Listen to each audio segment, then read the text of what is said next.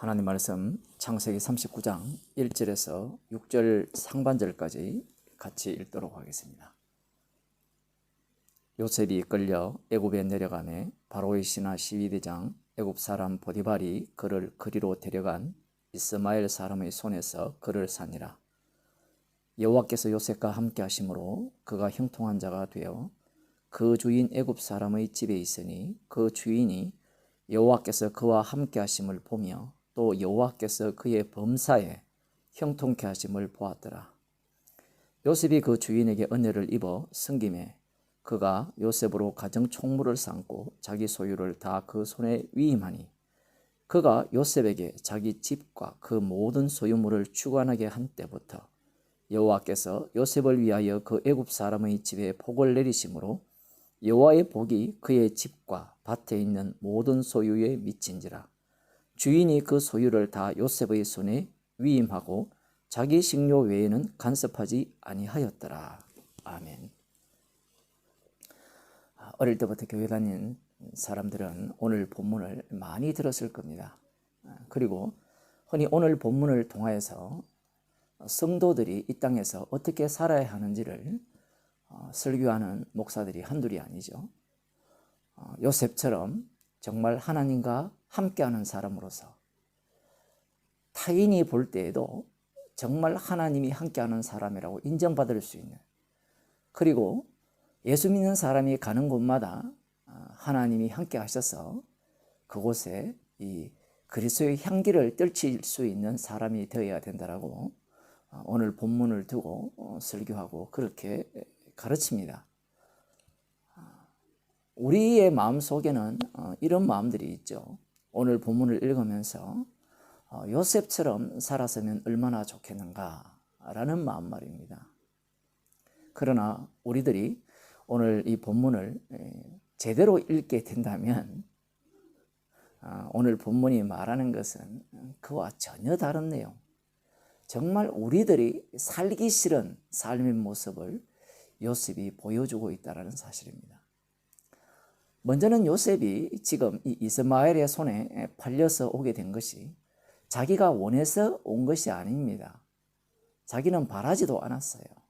형들에게 미움을 받았을 뿐이고 그 미움의 그 원천은 아버지에게 있지만 그가 꾼 꿈, 그 꿈으로 인하여서 결정적으로 이 요셉을 팔아먹게 되는 그러한 어떤 사건 속에 요셉이 휘말린 겁니다. 하나님의 뜻을 위하여서 자기가 애굽으로 내려왔다, 종이 되었다, 이런 일은 없습니다.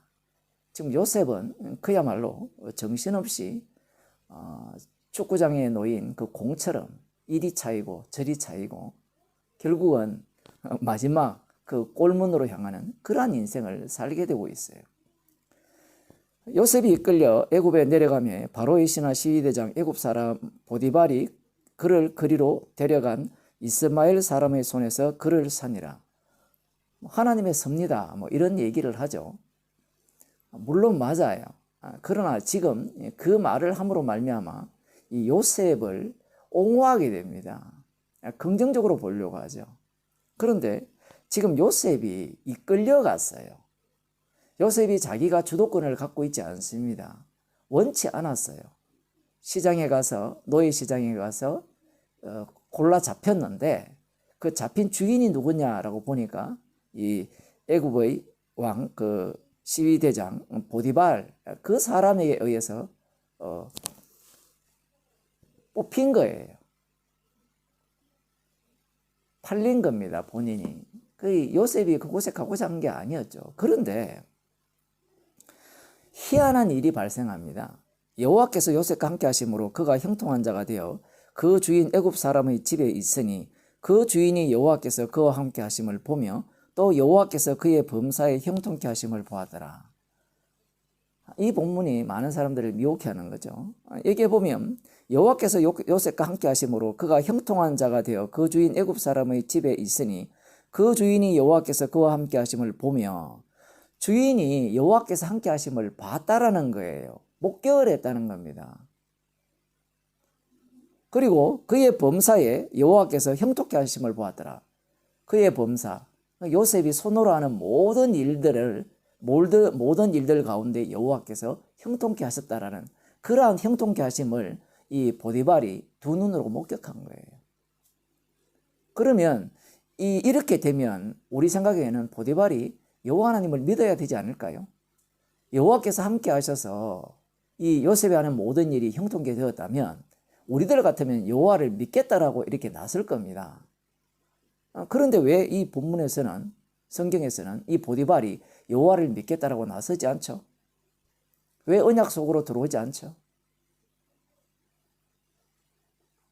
빛과 소금이 되어서 회사에 가서든지 안 그러면 어디 가든지 이 사장에게나 직장 동료에게나 친구들에게나 본이 되는 복받은 자로 형통한 자로 보였다면 그들이 믿어야 할 건데 왜 안 믿느냐라고 할 때 지금 보디발을 보면 왜 안 믿을까요? 보디발은 지금 이집트 신을 섬기고 있죠. 그런데 지금 이집트 신을 섬기고 있는 자신이 누구를 종으로 부리고 있습니까? 여호와를 믿는 요셉을 종으로 부리고 있어요. 그러면 여호와께서 함께 하셔서 요셉을 형통케 하셨다라고 할 때 이 여호와가 더 셉니까? 이집트 신이 더 셉니까? 이집트 신이 더 세죠. 이집트 신을 믿는 자신이 여호와와 함께하는 요셉을 부리고 있기 때문에 보디발은 절대로 여호와께로 넘어올 리가 없습니다. 언약색으로 들어올 리가 없어요. 단지 이 요셉을 이용할 뿐이죠. 보디발이 이 여호와께서 함께 하셔서 형통하게 하심을 목격했다라고 했을 때 그 의미는 이 보디발 입장에서의 이야기예요. 이 땅의 방식이죠. 요셉이 그 주인에게 은혜를 입어, 표현이 은혜를 입었다는데 사실은 이런 거죠. 그래서 본문도 그렇게 되어 있습니다. 요셉이 호감을 얻은 거예요. 야, 저놈을 우리 집에 가정 총무로 세운다면 우리 집안이 얼마나 잘 될 거냐. 그렇게 생각을 한 거예요. 그래서 요셉을 가정 총무로 삼고 자기 소유를 다 그 손에 맡겼습니다. 그러자 또 놀라운 일이 일어나죠. 그전에는 요셉 개인이 하는 일, 그 가정에서 무슨 일을 했는지 모르지만 그 개인이 하는 일에 이 복을 내렸는데 이제 가정 총무로 맡기니까 그 보디발의 집과 그 모든 소유물에 하나님께서 복을 내리시는 거예요. 그러니까 그 주인이 소유를 당연히 더욱더 맡길 수밖에 없죠. 신뢰가 더욱더 깊어지는 겁니다. 요셉이 여기에서 거의 한 13년 정도를 이 노예 생활을 하거든요. 가정 총무 일을 한단 말입니다. 이 보디발의 신임을 얻으니까 그 자기의 사적인 보디발을 보디발의 그 집안 중에 건드려야 되지 않을 것만 빼고는 다 맡겼어요. 그 정도로 요셉을 신뢰했죠. 야, 이 정도 되니까 요셉이 좋더라. 하나님이 여호와의 복이 요셉을 통해서 이 집에 내리니까 요셉이 뭔가 괜찮아졌겠네. 뭐 괜찮아진 거 없어요. 그냥 노예는 노예일 뿐이에요. 물론 좀 자유로운 노예고 자기의 어떤 그 뭐랄까요, 그 자기가 할 수 있는 그 움직일 수 있는 그 영역이 조금 넓어졌을 뿐입니다. 여기에서 우리가 이 본문 1절에서 6절 사이, 뭐 뒤에도 마찬가지겠습니다만 요셉이 뭔가 주도적으로 한 일이 하나도 없어요. 요셉이 뭔가 주도적으로 했다면 그 결과물에 대해서 요셉이 뭔가 챙길 것이 있을지 모르지만 지금 요셉이 이 본문을 보게 되면 자기가 뭔가 한 게 하나도 없어요. 이것은 바로 하나님께서 꾸게 해주신 그 꿈을 이 요셉을 통해서 그 꿈이 요셉을 끌고 다니는 겁니다. 그래서 하나님께서 지금 하시는 일이 요셉이 자기 꿈을 마치 야곱처럼 하나님이 말씀을 주셨으니까 내가 그 꿈을 이루어야지 이런 상황이 아니라 전혀 자기는 원치 않았고 바라지도 않았는데 꿈이 요셉을 이끄는 그러한 어떤 삶을 살게 되어졌다라는 사실입니다. 여호와께서 요셉을 이렇게 인도하셔서 함께 하셔서 마치 요셉이 잘 나가는 것 같았지만 나중에 이 모든 일들이 어떤 식으로 진행됩니까? 꼬라박거든요. 억울한 누명을 덮어쓰겠대요.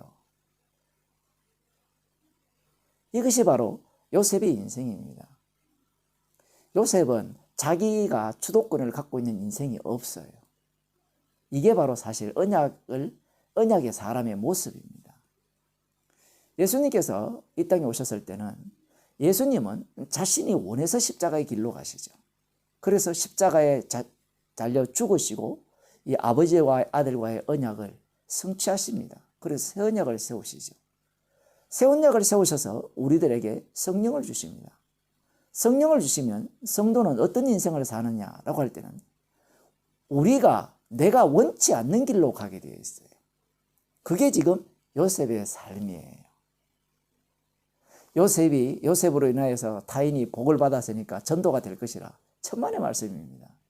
오히려 요셉이 하나님 여호와께서 요셉과 함께함으로 말미암아 형통케 됨으로 말미암아 요셉은 더욱더 이용당할 뿐이고 보디발은 자기의 신을 이집트 신을 더욱더 열심히 섬길 뿐이에요. 절대로 이러한 어떤 선한 영향력을 통해서 언약 속으로 들어올 일은 없습니다. 예수님께서 십자가로 승리하셨잖아요. 십자가 보고 구원받겠다는 인간은 없습니다. 구원받을 수 있는 인간은 없어요. 십자가의 능력으로 긍휼을 베풀 자에게 긍휼을 베푸시고 이 진노를 베풀 자에게 진노를 베푸시는 거예요. 성도의 삶도 마찬가지예요. 성도가 성령의 인도하심을 따라 살 때 그 삶을 통하여서 선한 영향력을 보고 선한 행동을 보고 향기를 보고 예수 믿는다. 그런 일 없습니다. 주님께서 십자가에서 완료한 일을 성도가 전가하는 십자가 복음을 통해서 그 심판성이 뚜렷이 드러날 뿐이에요. 마치 요셉처럼 말입니다. 그것이 바로 새 언약의 위력입니다. 성도는 자기가 원하는 삶을 살지 못해요.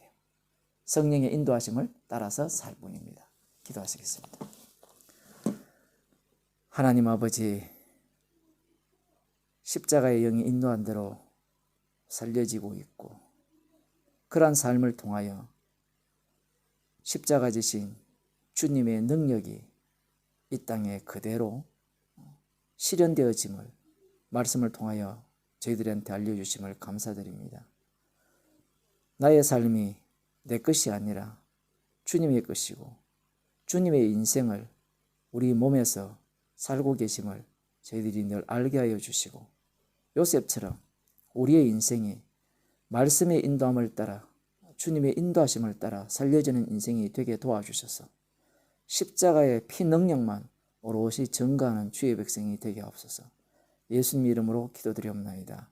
아멘.